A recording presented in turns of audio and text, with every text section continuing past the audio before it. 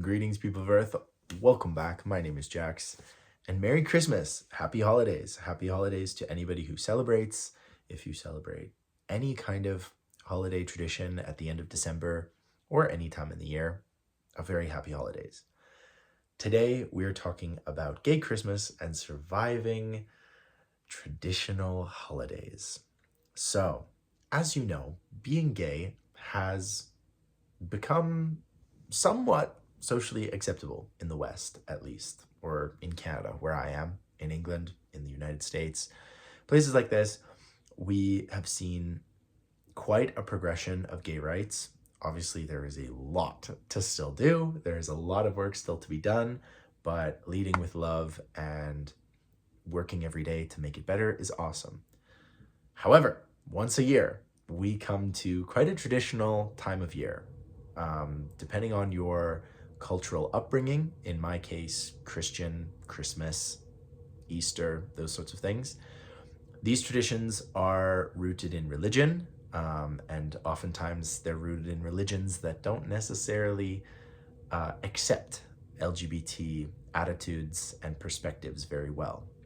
So in this video, we're going to talk about navigating these holidays, what you can and can't do, what you've got to choose to do, if you have to be pragmatic in certain situations.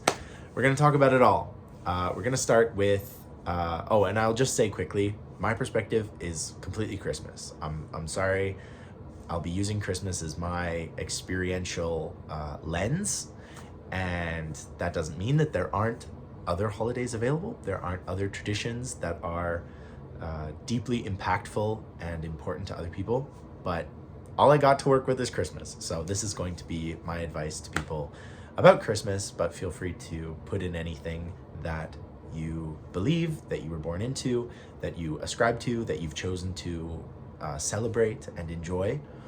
There we go. The first thing with Christmas is that you tend to have a Christmas dinner or a gathering of people in your family, whether it is just your immediate family, you know, your siblings, your parents, your grandparents, your cousins, aunts, uncles. Maybe it's your chosen family. Maybe it's the people that you chose to be in your life. But you tend to have some kind of celebration. You tend to exchange gifts. You tend to, meet together and enjoy things like that. So navigating that can be really easy or really difficult. Some of us are not out, some of us are still in the closet, and so we have to hide this very central part of our lives from other people. We have to hide this entire identity of who we are, and that can be really hard. That can be scary, and maybe some of your cousins or your siblings know, but your parents or your grandparents certainly don't, and your aunts and uncles, you don't know what they're gonna think. And so you have to navigate that carefully and be pragmatic. It's probably not a good idea to come out or have any kind of coming out thing over a holiday like that, just because people are attempting to survive it. People are attempting to get through it. A lot of people, even if you're not gay, go through a Christmas gathering and just dread it and go, oh man, this is going to be so intense. This is going to be, what if they talk about politics? What if they talk about, some cultural stuff going on in the air that you're connected to, that matters to you? So you can really choose to be an activist, or you can just choose to try and get through it, whatever it takes to get through it. But it can be a difficult thing to navigate for sure. And, my best advice is do what feels natural. If someone says something really stupid and you feel like you just got to call them out for it and say, you know what you just said is unacceptable, go for it. If you feel like, man, I really don't want the heat of this. My grandmother has worked so hard on the turkey or whatever, just going to shake my head and, I'm never going to see these people again. You can choose, you get to be in power. I know you don't feel in power, and I never felt very powerful in these traditions that I was always brought to by parents, but you do have a lot of agency, especially if you're over the age of 18. You get to choose. If you don't want to go to it, don't go. Maybe text your cousins that you get along with and say hey, If you want to meet up, like you're in town for the gathering, like want to meet up for coffee or something, or go for a walk in the snow or the Christmas vibes, great. But you get to choose. Next part is difficult. This is if you have a partner. So if you have a partner and you're in, a good, strong relationship, obviously there is this desire to bring the partner, bring the person, get to meet the family. And if you have an inclusive family, that can be so much fun. It can be really fun for your family to see you in a healthy relationship, doing well with the person you love. There is honestly nothing better than just vibing with your family or with their family. Maybe you get to go to their Christmas thing, and that's awesome. I'm so happy if that's the case for you. If you're visiting your partner's family, honestly, just be respectful, ask questions, find out what your partner was like as a little kid, get to know them, make some jokes, make a good impression. Don't ascribe so much pressure and, oh my gosh, I've got to be this perfect person and I've got to, laugh at everyone's jokes. Like, just be yourself, be who you should be, and your partner should love you no matter what. So it's an exciting thing, but it's honestly a little bit nerve-wracking. It's quite different than the rest of the year. Many of these traditions, wherever they are in the world, are a poignant moment in the year. For Christmas and for many of the holidays that end in December, it's the start of a new year, the new you. You're choosing a resolution for the new year. Maybe you're deciding what this next year is going to be. Do you have any fun projects going? Do you have any exciting things at work? Are you excited for what may come? So there can be a lot of pressure and there can be a lot of anxiety, especially when it comes to, will my family like my partner? Will I like my partner's family? Will they like me? But lead with love, be honest, be who you are, and let your partner know, like, communicate with them as much as you can. If you go to a partner's Thanksgiving or Christmas or whatever it might be, and one of their relatives is incredibly mean-spirited or aggressive or whatever, communicate with your partner. If this person needs calling out, you might have to do it. You might be the only one in the whole group of people attending that could actually be like, hey, you know what? This person's being a jerk and I'm really not good with this. You have to be that person that your partner fell in love with, and they fell in love with you because you were honest and you were true and you were genuine, and that's what really matters. So that's the physical meeting can be difficult. The next one is that a lot of us have holiday traditions that are steeped in religion.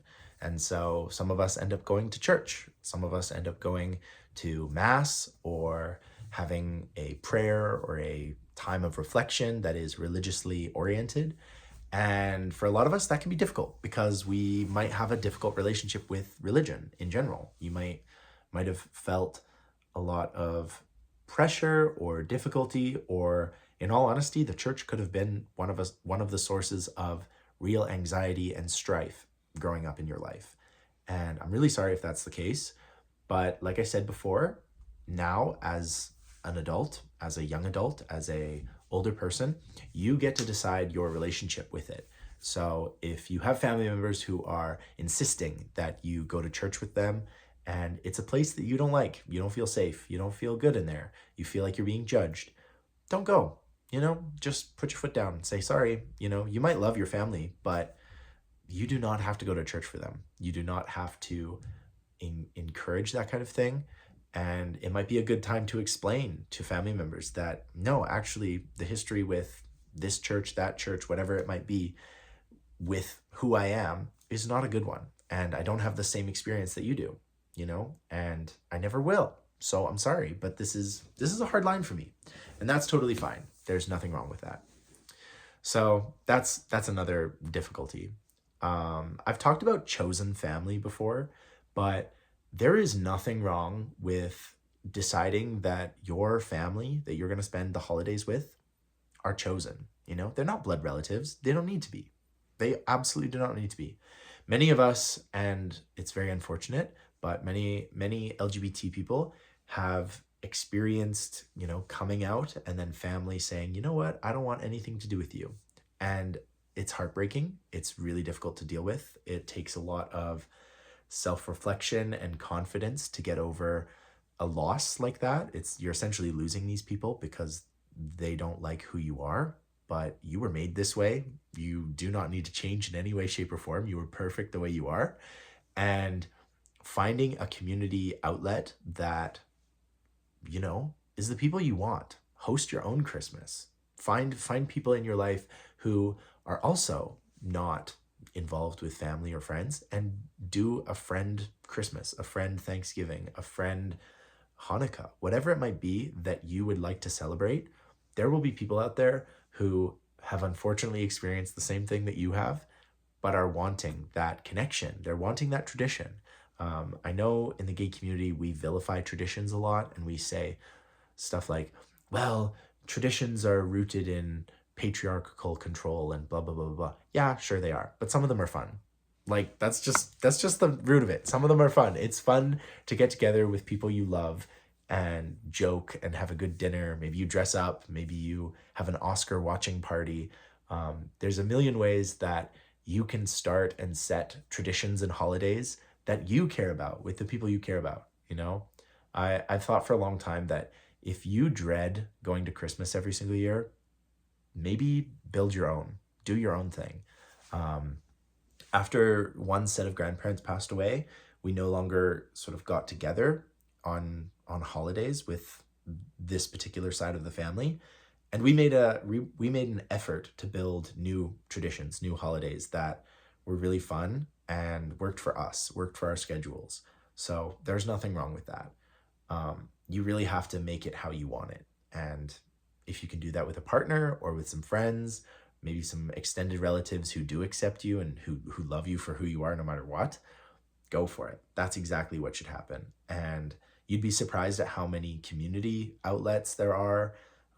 There's a lot of volunteering that happens in December and around different holidays because people just want to feel connected. People just want to be in a community. And so there's nothing wrong with deciding like, hey, I'm going to go do this and do it. I know people that just decide, no, we're not going to go to Christmas. We're just going to go to a Chinese restaurant and have an amazing time together. And there's going to be no Christmas sort of connotation. It's just going to be getting together and spending time and maybe sharing some gifts or, being excited for the new year. Nothing wrong with that. You got to make it how you want it. The next thing is like the depiction of Christmas in pop culture, in media, is quite culturally synced to whatever the culture is. So it's getting better. I will say it's getting better, but you tend to see those cheesy Christmas movies that are about a guy and a girl in a rom-com situation. Love Actually, there's a lot of these classic Christmas movies about love and finding your true partner and your true love. And a lot of this stuff is not really tailored towards LGBT couples and things like that. I don't necessarily think it has to be tailored to us, but there should be some good representation. And there really isn't any good representation of like gays at Christmas. If you have any recommendations for good things that are like gay centric and they're about Christmas and celebrating or holidays in general, please leave them down below because I would love to have like a cute gay Christmas movie. Like we don't have one, and I would love that because I like Christmas movies. I like the cheesy romances where the guy is running to catch the girl on the plane and he catches her and they fall in love and it's all beautiful. I would love that in like a gay story. Like, please, that would be fun. That'd be nice. But yeah, the depiction of Christmas and other holidays, traditional holidays, are not traditionally set or focused on us or depicting us. And I think that would be fun. I think it'd be nice to have like a cute Christmas movie you could curl up with your partner and watch and eat cookies. And I don't know, that's just really comfy, cozy. And I like that. So let's make that happen. But you just kind of have to, find what you like. I watch Love Actually every single year. I mentioned it before, but I love that one. I think it's so sweet and nice. And it's not like a Christmas movie, but it's a Christmas movie. Like, come on. So there are things like that I think can be really sweet and wholesome. And I think it's really all about building the traditions that you want, especially if you're gay and especially if you're coming up to a holiday that you usually had anxiety over. You know, I always had quite a bit of anxiety over Christmas and just thought like, oh boy, this is gonna be good. Everyone's gonna be asking why I don't have a girlfriend yet and all of this kind of stuff. And now now that I'm out, and thankfully I have a family that is pretty good. Every now and then you get a stupid comment or something that just makes my head want to explode. But on the whole, it's pretty good, and I'm very grateful to be in the place I am. But you just got to make it what you want. You get the power. Power's in your hands. We don't have that luxury at like 12 years old, and you just got to bite your teeth and bite your tongue and just go, here we go. Here we go. Yep. This is gonna be fun. But I think we've all experienced that. And if you're someone who is younger and doesn't have the ability to tell your parents to go take a hike, and you're forced to go to these Christmas things, just start thinking about what you want your traditions to be, what your holidays are to be. Like I said before, a lot of traditional culture does not have a place for us. It doesn't have a space reserved for us at the table. And as a result, a lot of us decide, you know what, these traditions, no good. They don't accommodate me, and I'm not gonna accommodate them when I'm gonna come. And that's the joy of traditions, is that they die if nobody likes them. You know, if you decide, nope, this tradition, not a vibe, not what I'm gonna keep doing, that tradition dies with you. You know, you can go back into your history, and for thousands of years, maybe this tradition has been a central point in your family's makeup of identity, and it stops with you. You get to decide, no, what do I enjoy? What do I want to do? I want to connect with people I love, who love me. And don't say stupid things around the Christmas table. Is that too much to ask for? I don't think so. So that's my advice for any gay getting ready to survive another interesting holiday season. You get to choose. I hope it helps. Leave any useful advice, comments, if you agree or disagree with what I'm saying. Yeah, just let me know what you think. And who knows? Maybe we'll all have our own little gay Christmas, gay tradition, all together. And that would be lovely. So thank you. Merry Christmas. Happy holidays. I hope you're having an amazing one. And as always, I'll talk to you guys tomorrow.